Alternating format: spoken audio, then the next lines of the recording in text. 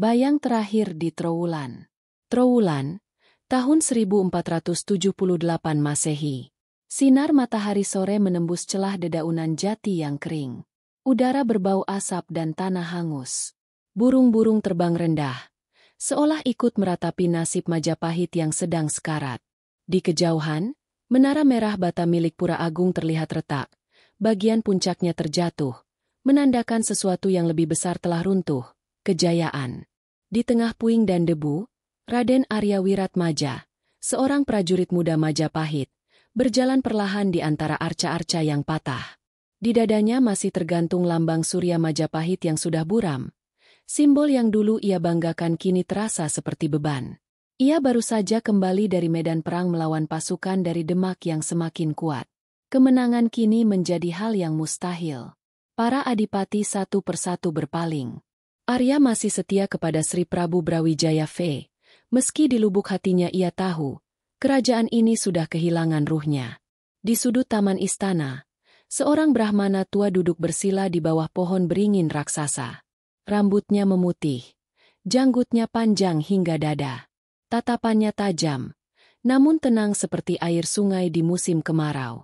Dialah Sabdo Palon, sang penasihat spiritual istana, atau, sebagaimana bisik-bisik rakyat menyebutnya, penjaga ruh Majapahit. Raden Arya, suara Sabdo Palon lirih tapi dalam. Apakah kau tahu mengapa angin hari ini membawa bau darah? Arya menunduk. Karena perang. Ki. Karena manusia saling merebut tahta. Sabdo Palon tersenyum tipis. Tidak, nak.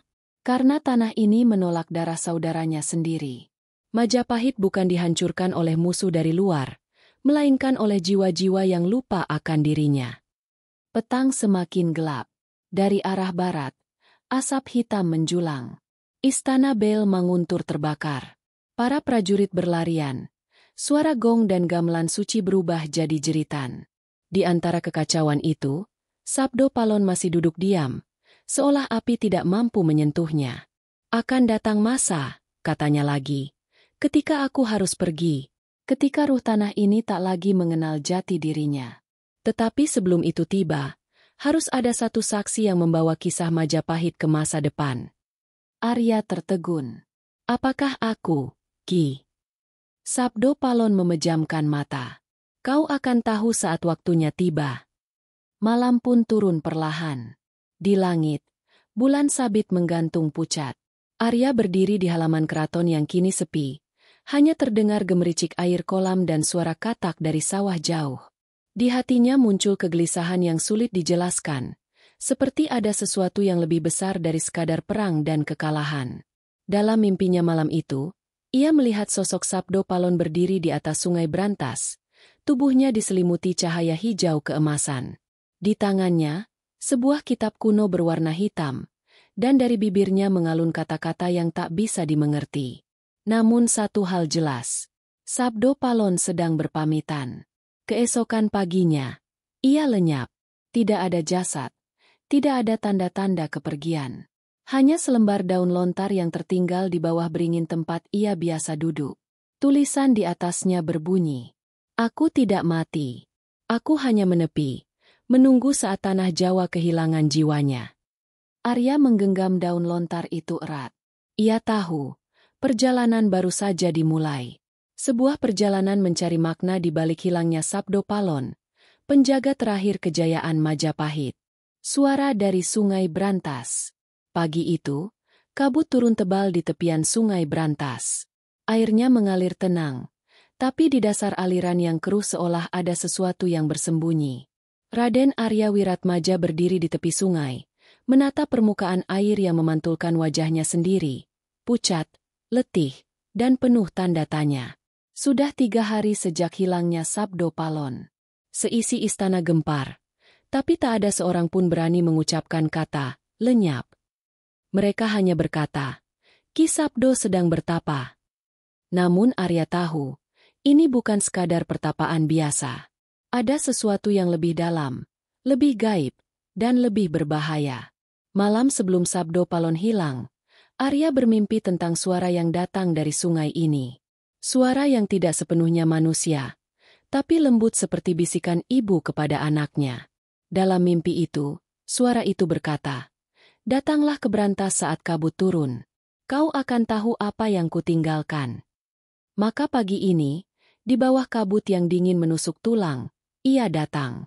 Langkahnya terhenti ketika melihat batu besar di pinggir sungai, penuh lumut hijau. Di atasnya terukir lambang Surya Majapahit, samar tapi jelas. Arya berlutut, menyentuhnya dengan hati-hati. Saat jemarinya menyentuh permukaan batu, tiba-tiba permukaan air di depannya beriak, dan dari riakan itu muncul cahaya samar berwarna keemasan. Cahaya itu menari, membentuk pola seperti aksara Jawa kuno, sebelum akhirnya mengendap dan membentuk sosok bayangan. Sosok itu tinggi, berjubah putih, tanpa wajah, tapi suaranya jelas. "Raden Arya Wiratmaja," katanya dengan nada dalam. "Engkau dipilih oleh Sabdo Palon bukan karena keberanianmu, tapi karena kesetiaan hatimu.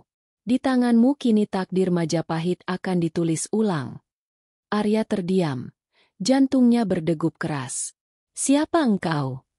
"Aku hanyalah penjaga naskah yang dijanjikan Sabdo Palon sebelum ia menyeberang ke alam yang tidak kasat mata."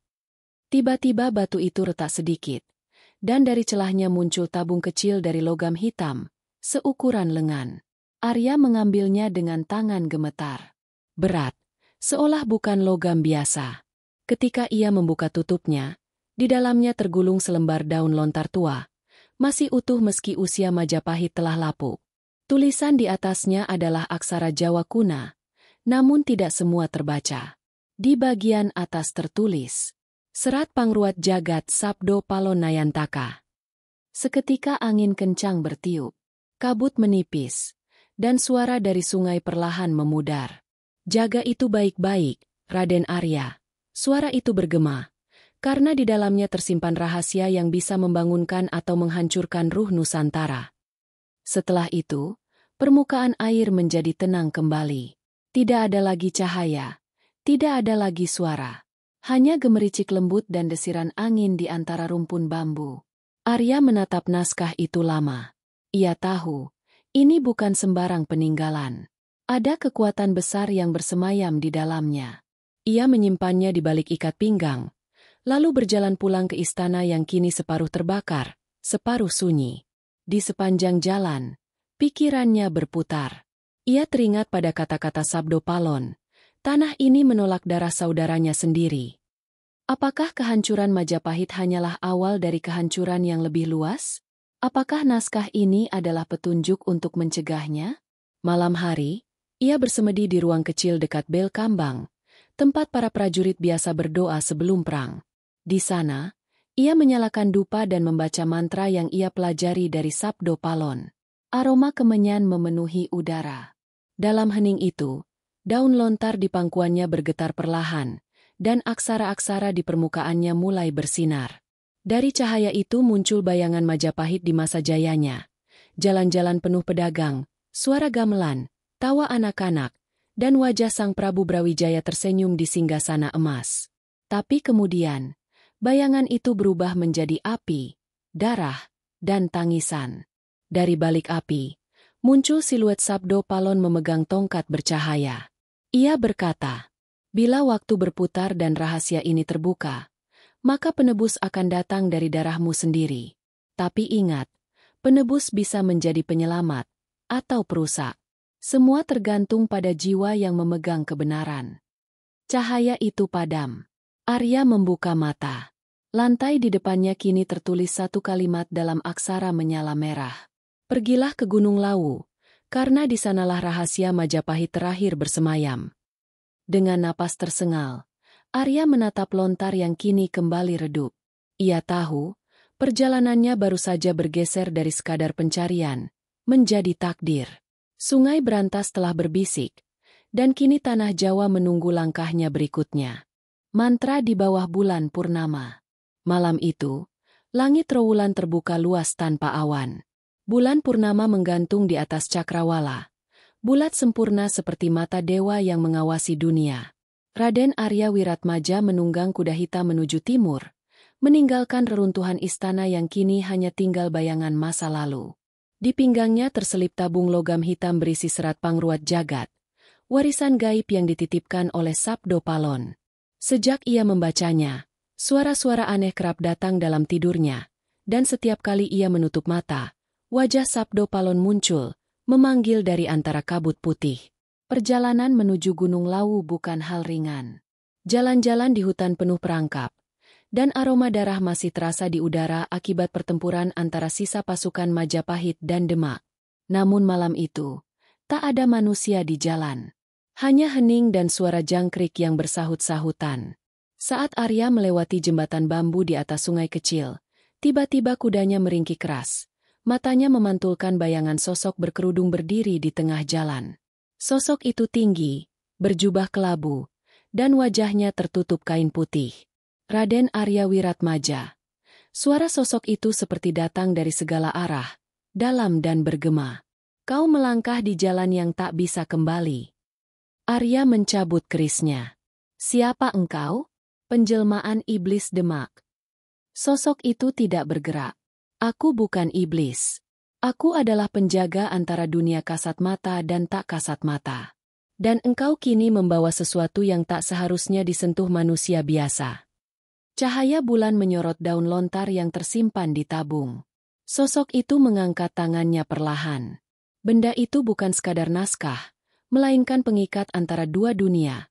Dunia para leluhur dan dunia manusia fana.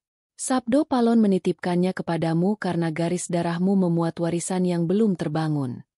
Arya menatapnya lekat-lekat. Apa maksudmu dengan warisan darah? Darahmu berasal dari garis keturunan yang sama dengan Sang Prabu Brawijaya. Jawabnya. Kau adalah pewaris tak bertahta, tapi takdirmu bukan memerintah manusia, melainkan menjaga keseimbangan. Angin malam tiba-tiba berhembus kencang. Sosok berjubah itu lenyap, meninggalkan aroma dupa yang tajam. Di udara, terdengar bisikan samar. Temuilah aku di puncak Lawu, di bawah bulan purnama berikutnya. Beberapa hari kemudian, Arya mencapai lereng Gunung Lawu. Hutan lebat menyelimuti kaki gunung, dan dari kejauhan terdengar gemericik air terjun yang mengalir jernih. Ia mendirikan kemah di bawah pohon beringin tua. Malam itu, bulan purnama kembali muncul, lebih terang dari biasanya. Ia menyalakan dupa dan meletakkan daun lontar di atas batu. Aroma wangi dupa bercampur dengan dingin pegunungan, menciptakan suasana yang ganjil. Tiba-tiba lontar itu bergetar pelan. Angin berputar di sekelilingnya, dan dari pusaran itu muncul cahaya biru yang perlahan membentuk sosok Sabdo Palon. Tidak dalam wujud manusia utuh, melainkan seperti bayangan yang terbuat dari asap dan cahaya. Raden Arya. Suaranya lembut tapi bergema di udara. Kau telah menapaki jalan yang akan menentukan nasib tanah Jawi. Tapi ketahuilah, ilmu ini bukan untuk kebesaran dirimu, melainkan untuk menjaga harmoni antara jagat manusia dan jagat roh. Arya berlutut. Guru, kemana engkau pergi? Mengapa meninggalkan Majapahit saat semuanya hancur? Sabdo Palon menatapnya dengan mata seperti bara api. Majapahit telah kehilangan jiwanya. Aku tidak pergi karena takut, tapi karena waktuku di dunia manusia telah habis. Aku menepi, menunggu saat jiwa-jiwa Jawa siap mengenal dirinya kembali. Ia mengangkat tongkat bercahaya, lalu menggoreskan simbol di udara, 3 lingkaran yang berpotongan di tengah. Ini adalah mantra pengikat dunia. Saat ketiga lingkaran ini menyatu, maka rahasia serat pangruat jagat akan terbuka. Tapi hati-hati, jika dibuka oleh hati yang dikuasai ambisi, maka roh yang tidur akan bangkit membawa kehancuran. Cahaya dari tongkatnya menyentuh tanah, membentuk lingkaran api di sekeliling Arya. Di tengah nyala itu, Sabdo Palon melanjutkan, Aku memilihmu karena kau masih memiliki kesetiaan tanpa pamrih. Tapi ujianmu belum selesai. Kau akan melihat dunia yang berubah, dan kebenaran yang diputar-balikan. Jika suatu hari manusia melupakan asalnya, aku akan kembali, bukan sebagai guru, tapi sebagai pengingat yang menuntut. Bulan purnama tampak semakin besar, dan bayangan Sabdo Palon mulai memudar. Sebelum lenyap sepenuhnya, ia berbisik. Pergilah ke puncak Lawu, ke tempat yang disebut Hargo Dumilah. Di sanalah rahasia terakhir Majapahit menunggu. Di sanalah aku akan benar-benar hilang dari dunia manusia. Lalu semuanya senyap. Api padam. Kabut turun menutupi sekeliling.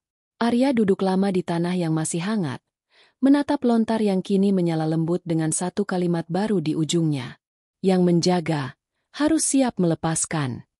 Ia tahu, pesan itu bukan sekadar peringatan. Itu adalah perjanjian. Perjanjian antara manusia dan leluhur yang akan menentukan arah sejarah tanah ini. Dan di bawah bulan purnama yang mulai redup, Raden Arya Wiratmaja bersumpah, ia akan menemukan rahasia Sabdo Palon di puncak Lawu, walau itu berarti menembus batas antara hidup dan mati. Api di dalam keraton. Langit Trowulan berwarna merah darah ketika Raden Arya Wiratmaja kembali dari Gunung Lawu. Angin membawa bau anyir dan debu hangus. Di kejauhan, menara-menara bata merah Majapahit kini tinggal puing. Ia berdiri di atas bukit kecil, memandangi tanah kelahirannya yang kini menjadi lautan api. Majapahit, kerajaan yang pernah memerintah dari Sumatera hingga Maluku, kini hanyalah bara terakhir yang siap padam.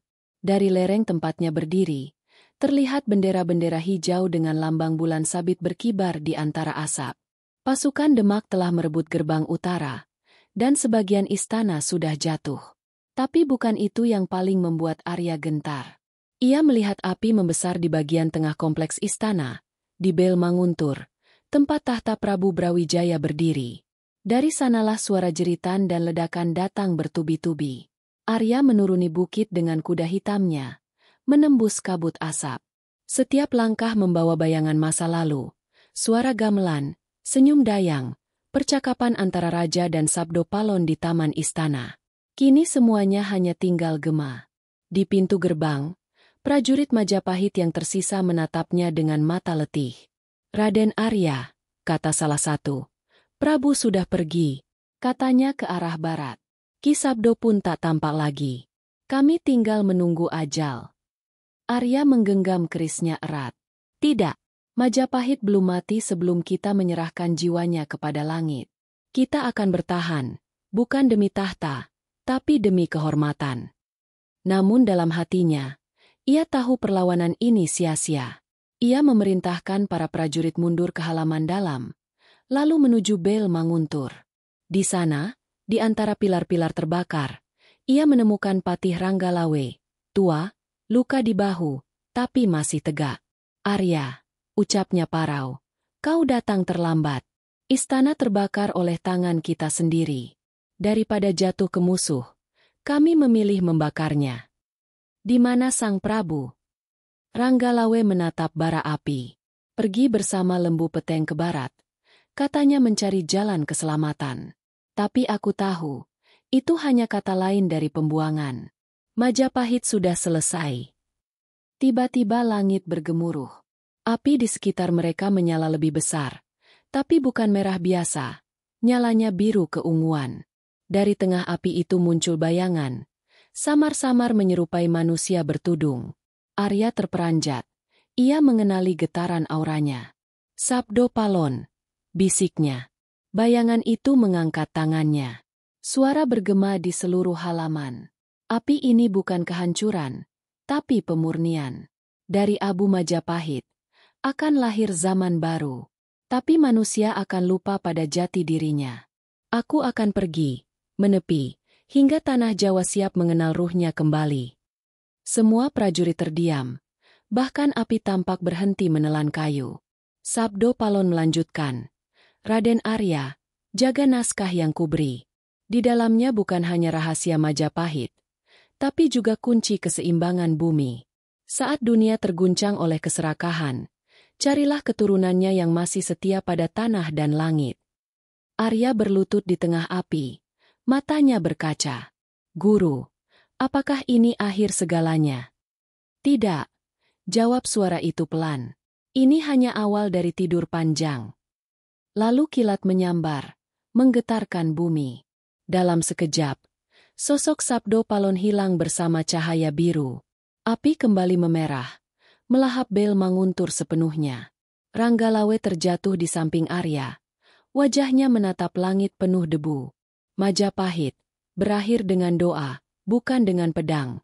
Katanya lirih sebelum matanya terpejam selamanya. Arya berdiri di antara api. Keris di tangannya terasa berat, seolah ikut menangis. Ia tahu, perintah terakhir Sabdo Palon harus dijalankan.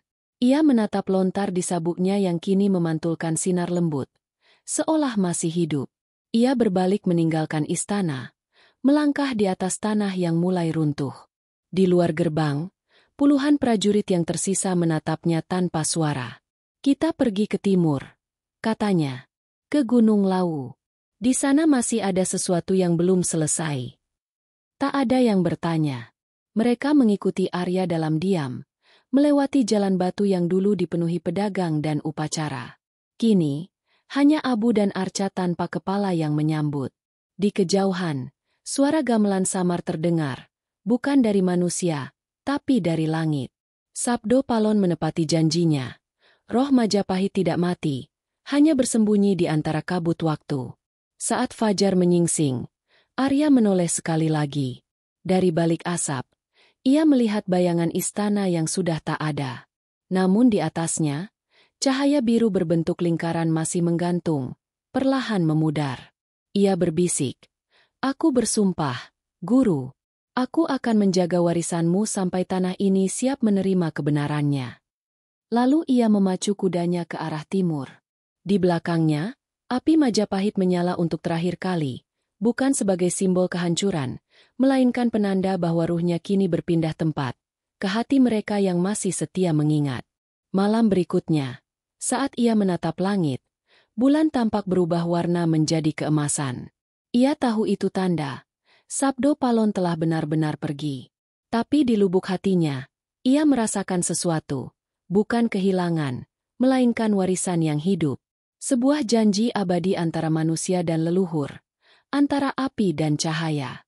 Majapahit mungkin telah runtuh, tapi kisahnya baru saja dimulai. Pesan dari Gunung Lawu. Kabut pagi di lereng Gunung Lawu menggulung seperti ombak putih yang diam. Raden Arya Wiratmaja dan sekelompok kecil prajurit yang tersisa menapaki jalan setapak berbatu menuju puncak. Hutan lebat di sekitarnya sunyi, hanya sesekali terdengar suara burung jalak yang berkejaran. Udara dingin menggigit tulang, tapi tidak satu pun dari mereka mengeluh. Di dada masing-masing, masih tersimpan bara keyakinan bahwa mereka membawa sisa terakhir ruh Majapahit. Sejak meninggalkan Trowulan, Arya tak pernah tidur dengan tenang. Dalam setiap tidurnya, suara Sabdo Palon terus terdengar, bergema di antara kabut mimpi. Gunung Lawu menyimpan rahasia dunia.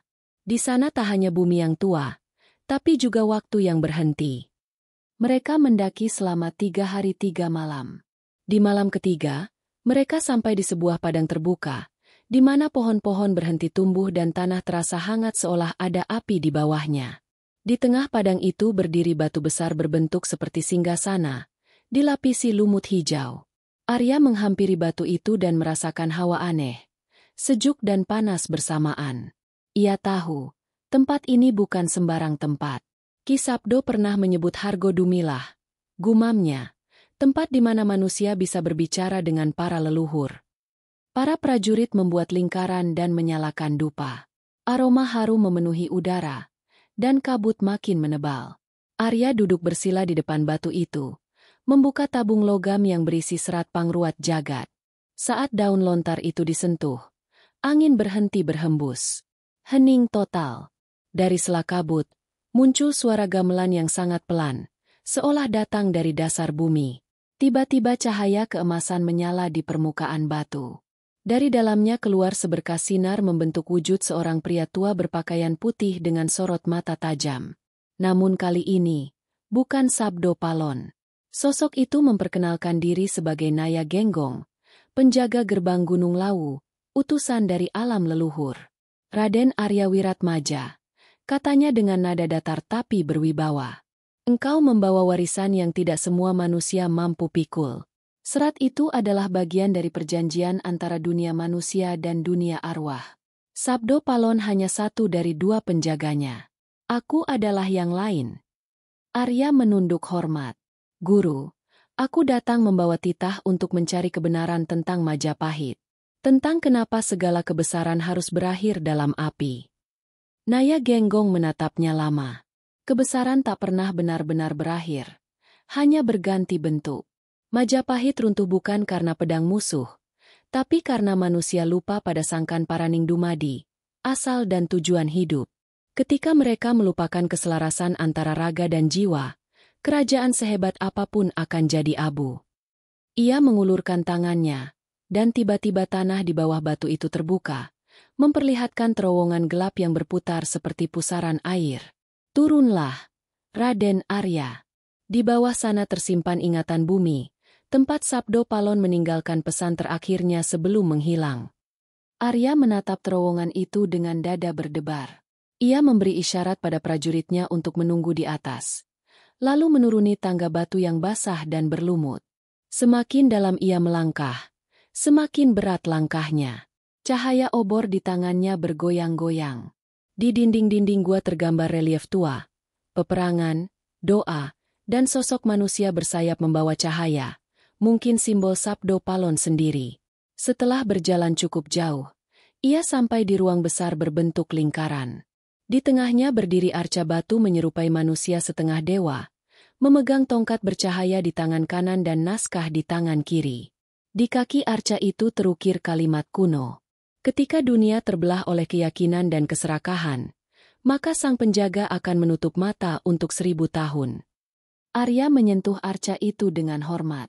Saat telapak tangannya menyentuh batu, cahaya menyembur keluar, memenuhi ruangan. Dalam cahaya itu muncul suara Sabdo Palon, lebih jernih dari sebelumnya, tapi penuh kesedihan. Raden Arya, inilah tempat aku meninggalkan raga kasat mataku. Tubuhku telah kembali ke bumi, tapi rohku menunggu di antara langit dan waktu. Dunia manusia belum siap menerima kebenaran yang sejati. Maka aku menepi, hingga mereka sadar bahwa kebesaran bukan diukur oleh tahta, melainkan oleh kesetiaan. Air mata menetes di wajah Arya. Guru, apakah ini perpisahan? Perpisahan hanyalah bagi mereka yang lupa pada makna keberadaan. Aku akan selalu ada di setiap jiwa yang menjaga keseimbangan. Cahaya perlahan memudar, meninggalkan kehangatan yang menenangkan. Arya berlutut lama di depan arca itu, lalu menutup kembali terowongan dengan batu penanda. Saat ia kembali ke permukaan, fajar telah merekah, dan puncak lawu diselimuti warna emas kejinggaan. Para prajurit menatapnya dengan takjub.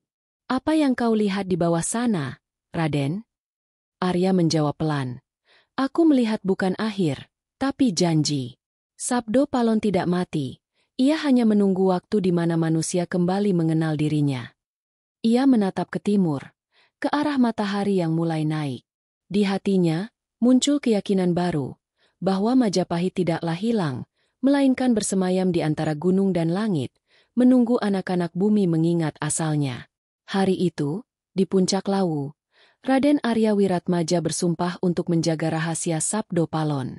Ia tidak tahu bahwa sumpah itu akan mengikat darahnya selama berabad-abad, menjadi legenda yang akan dibicarakan di setiap bisikan angin Jawa. Langit merah dipajang.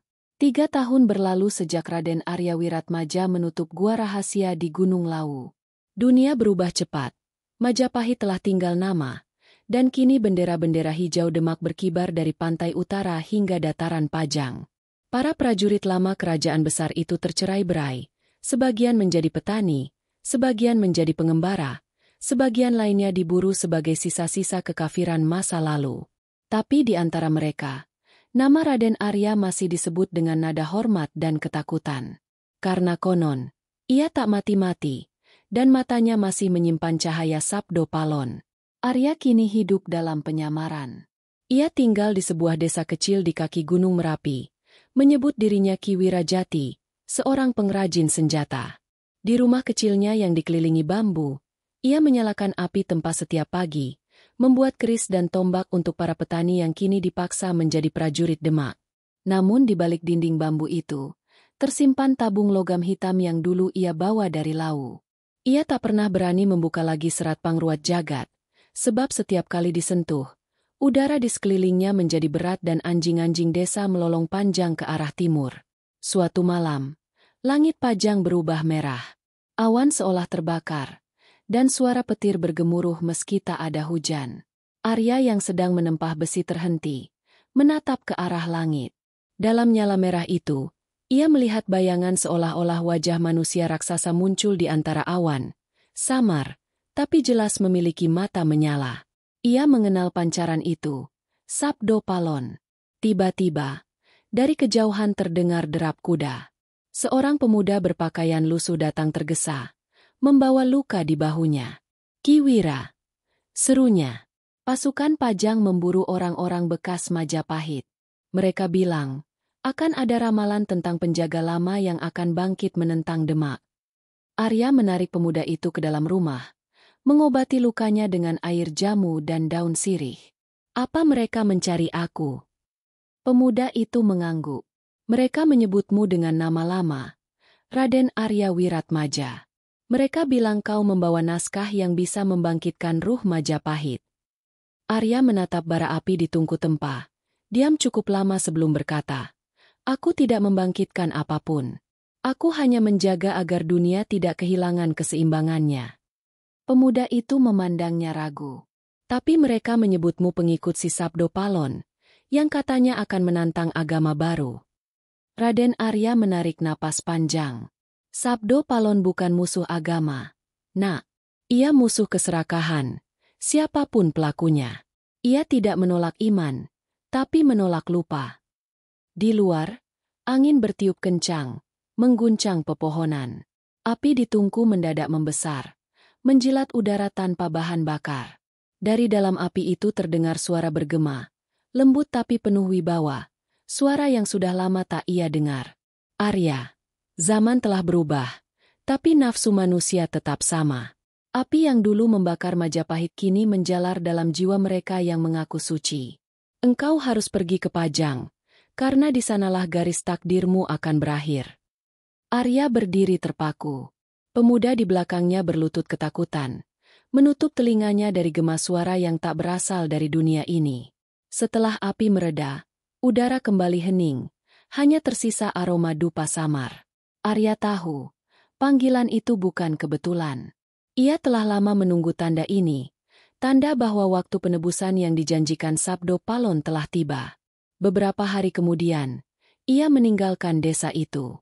Bersama pemuda yang kini ia panggil Suta, mereka berjalan ke arah barat, menuju Pajang. Sepanjang perjalanan, mereka melihat negeri yang kacau. Desa-desa terbakar, petani dirampas hasil panennya, dan orang-orang tua menggumamkan doa tanpa suara. Dunia tampak damai di permukaan, tapi di bawahnya bergolak kebencian. Setibanya di tepi Bengawan Solo, mereka beristirahat di bawah pohon asam besar. Di sana, Arya menatap air sungai yang mengalir tenang, namun memantulkan warna merah dari langit sore. Ki, tanya Suta pelan. Apakah benar Sabdo Palon akan kembali? Arya tidak menjawab langsung. Ia mengambil segenggam air, menatapnya seolah membaca masa depan di dalamnya. Ia tak pernah pergi. Nak, ia hidup dalam tanah ini, dalam setiap hembusan angin, dalam kesadaran mereka yang masih setia pada keseimbangan. Malam itu, mereka tiba di luar kota Pajang. Dari jauh terlihat cahaya obor berbaris panjang. Pasukan sedang melakukan pencarian. Di antara teriakan perintah, terdengar lantunan doa dalam bahasa Arab. Namun entah mengapa, setiap kali nama Tuhan disebut, Arya merasakan hawa dingin menusuk tulang. Bukan karena iman, tapi karena kekuasaan telah menungganginya. Mereka bersembunyi di reruntuhan candi lama yang setengah tertimbun tanah. Di sana, Arya membuka tabung logamnya untuk pertama kali setelah bertahun-tahun. Ia menatap daun lontar itu lama, lalu berkata kepada Suta, dengar baik-baik, serat ini bukan untuk dibaca, tapi untuk dijaga. Bila aku mati, kau bawa ini ke Gunung Wilis. Kuburkan di sana, di bawah pohon beringin yang tumbuh di arah matahari terbenam. Suta menggigil. Ki, mengapa bicara seperti itu? Arya tersenyum samar. Karena waktuku hampir selesai. Nak, Sabdo Palon telah memanggil. Aku harus menutup perjanjian yang dulu kubuka. Di luar candi, langit Pajang kembali merah. Petir menyambar tanpa hujan, dan dari arah utara terdengar trompet panjang. Raden Arya berdiri, menatap ke langit. Langit telah memanggil. Maka besok, bumi akan bergetar. Dan malam itu, dalam cahaya merah yang membakar langit, dua sosok berjalan ke arah kota Pajang.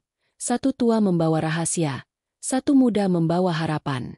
Mereka tidak tahu bahwa perjalanan itu akan menjadi kisah yang diceritakan selama berabad-abad kemudian, tentang penjaga terakhir ruh Majapahit yang menantang arus zaman. Sabdo Palon menghilang. Pagi itu, kabut turun tebal di tanah Pajang. Dari kejauhan, terdengar suara gamelan samar, bukan dari manusia, melainkan seolah dari perut bumi sendiri. Raden Arya Wiratmaja dan muridnya, Suta, tiba di perbatasan kota ketika udara mulai bergetar halus. Mereka berhenti di sebuah lapangan luas yang dulu merupakan tempat latihan prajurit Majapahit. Kini, rerumputan liar menutupi bekas tapak kaki kuda dan jejak darah yang pernah tertumpah. "Ki," bisik Suta, "mengapa tempat ini terasa hidup, seperti sedang mengingat sesuatu?" Arya menatap sekeliling. "Karena tanah punya ingatan, Nak. Setiap perang, setiap sumpah, tak pernah benar-benar hilang. Ia hanya menunggu untuk dihidupkan kembali." Belum sempat mereka melangkah lebih jauh, dari arah utara muncul iring-iringan pasukan Pajang. Di depan mereka berkibar panji hijau bertuliskan kalimat suci, namun di mata Arya, warna itu tampak seperti bara yang membakar masa lalu. Pemimpin pasukan itu turun dari kudanya, seorang bangsawan muda berpakaian indah, dengan tatapan tajam penuh kesombongan. "Engkaukah yang disebut orang sebagai Raden Arya Wiratmaja, penjaga kitab Majapahit?" Arya mengangguk tenang. "Aku tidak menjaganya untuk diriku. Aku hanya menjaga keseimbangan dunia ini." Pemuda itu tertawa keras. "Keseimbangan? Dunia kini telah berubah. Sabdo Palon dan Danyang Majapahit hanyalah dongeng tua. Kini hukum Tuhan yang memerintah, bukan leluhur yang menyesatkan." Suta hendak bicara, tapi Arya menahan tangannya. Dengan suara berat, ia berkata, "Jika benar hukum Tuhan telah berkuasa, mengapa kalian masih menindas sesama atas namanya?" Kata-kata itu menggema di lapangan, dan udara tiba-tiba bergetar hebat. Langit mendadak gelap, dan angin bertiup kencang dari segala arah. Pasukan Pajang panik, beberapa kuda meringkik ketakutan. Dari langit yang memucat, turun kabut pekat berwarna ungu. Suara besar bergema, tak dari bumi dan tak dari langit, tapi dari dalam dada setiap manusia yang mendengarnya. "Arya, sudah waktunya. Dunia tak lagi siap menerima wujudku. Tapi ingatlah, setiap kali manusia melupakan asalnya, aku akan bangkit dari kabut dan mengingatkan." Itulah suara Sabdo Palon, lembut tapi menggetarkan tulang. Di tengah kabut itu muncul bayangan tinggi bermahkota cahaya, tanpa wajah jelas, namun setiap mata yang melihatnya tahu, itulah ruh Majapahit yang hilang, sang penuntun yang dulu bersumpah akan kembali setelah 5 abad. Pasukan Pajang tersungkur ketakutan. Ada yang menjerit, ada yang menangis sambil mengucap doa, tak mampu membedakan antara iblis dan malaikat. Suta berlutut, matanya berair karena cahaya itu terlalu terang. Namun Arya berdiri tegak, menatap wujud itu dengan damai. "Guru," suaranya parau, "apakah ini akhir perjalananmu?" Sabdo Palon berbicara lagi, kini hanya terdengar oleh Arya. "Tidak ada akhir, hanya perubahan wujud. Apa yang kubawa harus disembunyikan lagi, agar manusia belajar melalui kehilangan. Engkau, Arya, telah menepati janji leluhurmu. Kini, waktumu pun habis." Tiba-tiba, tanah di bawah mereka bergetar. Batu-batu di lapangan retak, dan dari celahnya muncul cahaya merah menyala. Arya membuka tabung logamnya, mengangkat daun lontar serat pangruat jagat tinggi ke udara. "Kembalilah ke asalmu," serunya. "Tidurlah sampai dunia siap memahami makna sejatimu." Angin berputar liar, membentuk pusaran besar di tengah lapangan. Pasukan Pajang berlari tunggang langgang, sementara Suta hanya bisa berpegangan pada akar pohon, menatap gurunya berdiri di tengah badai cahaya. Sabdo Palon merentangkan tangannya, Tubuhnya berubah menjadi kabut bercahaya, menyatu dengan angin dan tanah. Daun lontar di tangan Arya terbakar perlahan, tapi bukan menjadi abu. Ia larut menjadi kilatan cahaya yang masuk ke dada Arya. Tiba-tiba semuanya berhenti. Angin reda, suara hilang, dunia menjadi hening. Ketika kabut menghilang, Raden Arya tak lagi berdiri di sana. Hanya tersisa jejak kaki di tanah dan tongkat kayu yang ditancapkan di tengah lapangan. Di ujung tongkat itu, terikat kain merah kecil, sisa jubahnya. Suta berlari ke tengah lapangan, berlutut, memanggil-manggil nama gurunya. Tapi tak ada jawaban. Dari kejauhan, sinar mentari menembus awan, menimpa tanah yang retak, dan seolah menyelimuti tempat itu dengan damai. Suara kecil terdengar di telinga Suta, sangat pelan namun jelas, seperti hembusan angin. Jangan tangisi yang hilang. Nak, aku ada di dalam tanah ini, di dalam setiap jiwa yang menolak tunduk pada ketidakadilan. Jaga keseimbangan, dan kau akan menemukanku lagi. Suta menatap sekeliling, lalu mencium tanah tempat gurunya berdiri tadi. Air matanya jatuh di tanah merah yang masih hangat, dan anehnya, dari sana tumbuh tunas kecil, daun hijau pertama di lapangan yang telah lama mati. Ia tahu, Sabdo Palon tidak benar-benar lenyap. Ia hanya menghilang dari mata manusia, menunggu zaman baru ketika kebenaran tidak lagi ditentukan oleh pedang atau panji, melainkan oleh nurani. Malam itu, Suta berjalan seorang diri menuju barat, membawa tongkat kayu gurunya dan sehelai kain merah di dadanya. Di bawah sinar bulan purnama, ia bersumpah akan menjaga kisah itu. Ia akan menulisnya kembali agar dunia tak lupa, bahwa ada kekuatan lama yang tidak pernah mati, hanya menunggu manusia menjadi cukup bijak untuk memanggilnya kembali. Dan di kejauhan, di balik awan merah Gunung Lawu, samar terdengar suara gamelan kuno mengalun lagi, lambat, sakral, seolah dunia sedang menutup tirai sebuah babak sejarah besar. Kutukan di Gunung Lawu. 3 bulan telah berlalu sejak lenyapnya Raden Arya Wiratmaja di lapangan Pajang. Namun bagi Suta, waktu seakan berhenti di hari itu. Setiap malam ia masih mendengar gema suara gurunya di dalam mimpi, dan setiap kali ia membuka mata, ia melihat kabut tipis menari di ujung pandang, seolah Sabdo Palon belum benar-benar pergi. Kini ia berjalan seorang diri menuju timur, menapaki jalur pegunungan yang ditunjukkan oleh gurunya. Gunung Lawu, tempat di mana segalanya bermula dan akan berakhir. Perjalanannya sunyi. Hutan-hutan di lereng Lawu dipenuhi suara burung hantu dan gemerisik daun yang seolah berbisik dalam bahasa kuno. Suta membawa tongkat kayu milik gurunya dan sebuah kain merah kecil yang dulu menandai kehadiran Raden Arya. Di dadanya, masih terpatri rasa bersalah, karena ia hidup, sementara gurunya lenyap tanpa jejak. Tapi di balik itu, ada tekad. Ia harus menuntaskan pesan terakhir, menguburkan rahasia Majapahit agar dunia tak kembali hancur oleh keserakahan. Malam kelima, ia tiba di kaki gunung. Di sana, seorang pertapa tua menunggunya di tepi sungai, seolah sudah tahu bahwa Suta akan datang. Rambutnya putih seperti kapas, matanya bening menembus waktu. Engkau datang membawa api yang belum padam, katanya lirih. Aku mencium aroma sang Sabdo Palon dalam langkahmu. Suta berlutut hormat. Aku murid dari Raden Arya Wiratmaja. Aku diperintahkan untuk menguburkan serat suci di bawah beringin di puncak Lawu. Pertapa itu mengangguk perlahan. Tugasmu bukan sekadar mengubur, anak muda. Kau harus menutup pintu antara dunia manusia dan alam para penjaga. Sejak sang Sabdo Palon menghilang, batas itu menipis. Jika tak segera ditutup, kabutnya akan menelan manusia yang haus kuasa. Kata-kata itu membuat Suta menggigil. Ia merasa tanah di bawah kakinya berdenyut pelan, seolah gunung itu hidup dan mengawasinya. Pertapa memberi sebuah kendi kecil berisi air jernih. Ini air dari mata Lawu. Gunakan untuk memanggil penjaga puncak. Tapi hati-hati. Tak semua penjaga menyukai kehadiran manusia. Suta mengucapkan terima kasih dan melanjutkan perjalanan. Jalan setapak menuju puncak semakin curam. Kabut makin tebal. Udara semakin dingin.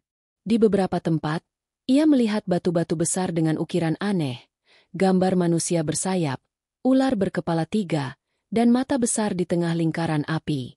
Ia tahu, ini bukan ukiran biasa, melainkan tanda perjanjian antara manusia dan dunia gaib di masa Majapahit dahulu. Menjelang tengah malam, ia tiba di dataran datar dengan sebuah pohon beringin tua tumbuh di tengahnya. Akar-akarnya melingkar seperti naga tidur, dan di bawahnya ada genangan air kecil berwarna keperakan.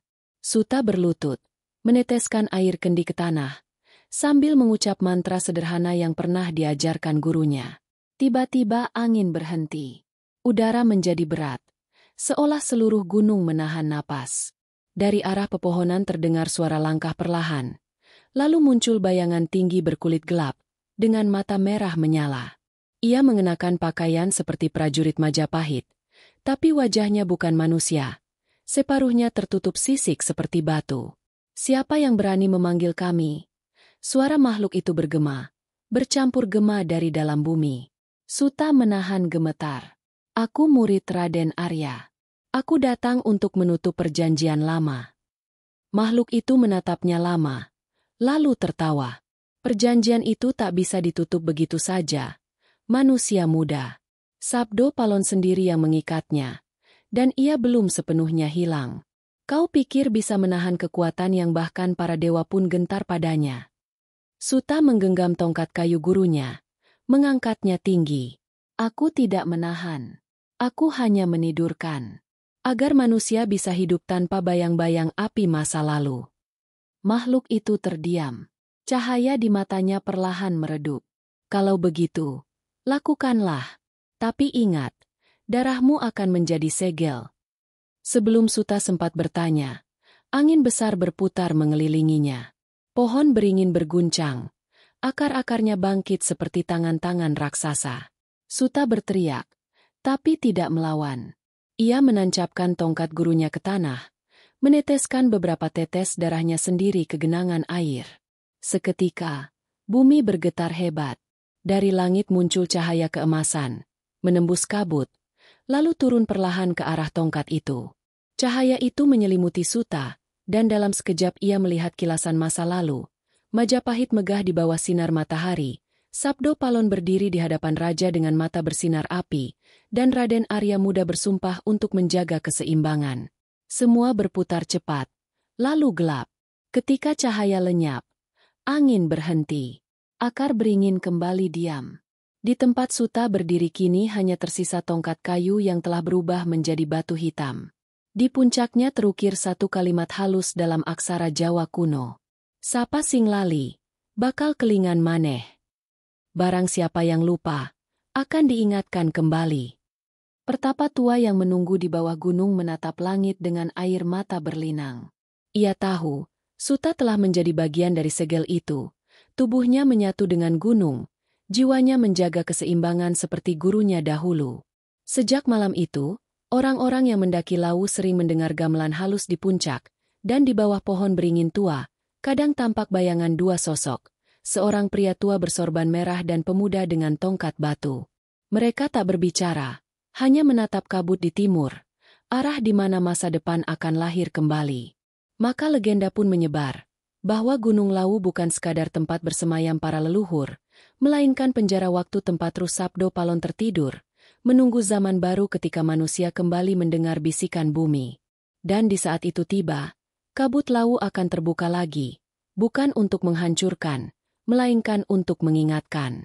Kebangkitan dari kabut Lawu.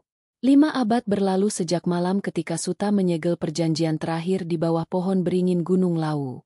Dunia telah berubah, kerajaan-kerajaan runtuh, agama menyebar, peradaban baru berdiri dengan cahaya listrik dan suara besi.